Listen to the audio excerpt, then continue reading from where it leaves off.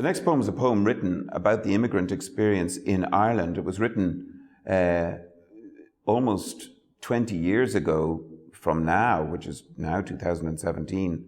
But it is still something I hope to say about the immigrant experience within Ireland and our somewhat ambivalent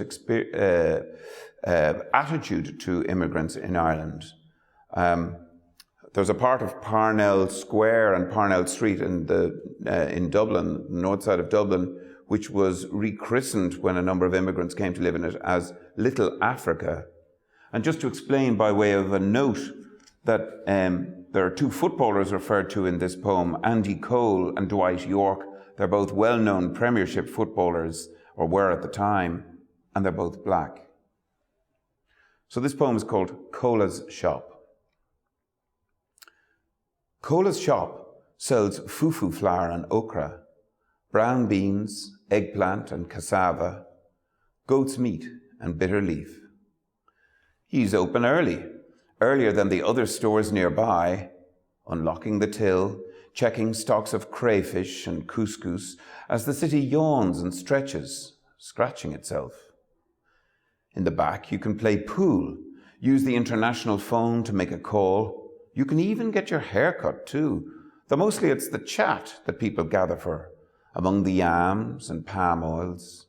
The girls' new uniforms for the school where they're just starting. Welcomes for the latest to come trudging in, red-eyed.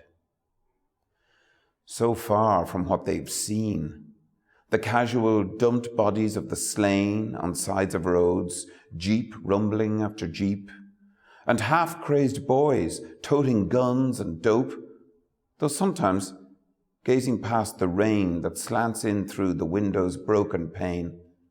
Kola's not so sure. Bustle at the counter. All the talk this morning is of other windows smashed in down the street, in Alamo's flat, where the women used to meet to braid each other's hair. The night before, a letter shoved in underneath the door warned Kola, "Keep your monkey kids away from ours. We don't want your aids." Kola keeps the letter, puts it at the back of a high shelf with the others he got last week, after what happened down at the Green Lion. Wallpaper peeling in the bar, the television on, tuned into Sky Sports, the locals' throaty roars each time Andy Cole or Dwight Yorke scores. How it started, no one's sure, but what's certain is the scar on Abayomi's face, 19 stitches in a crescent, lip to ear, from where the glass went in, and the hiss and whir of those shiny hospital machines that Baku's still hooked up to. What this means, Kola doesn't know, but there are other stories, other nights as well.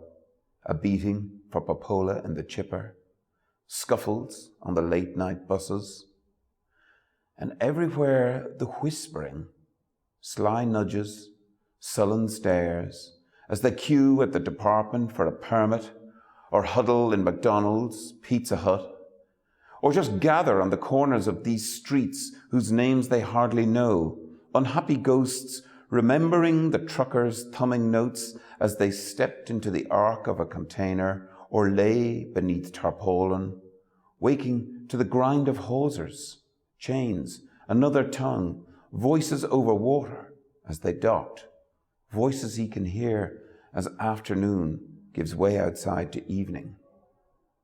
Early moon, the shut faces of the other shops.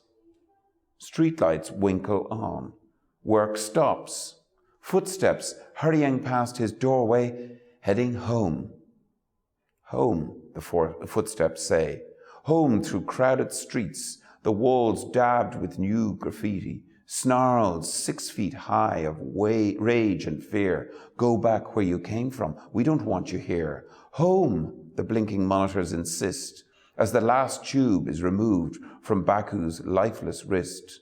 And Kola closes up the shop, his day finally over, as he walks into the night, hearing now a mutter from the darkness. Shadows step out, growing bigger. The last word a spat cherry stone. Go home, nigger.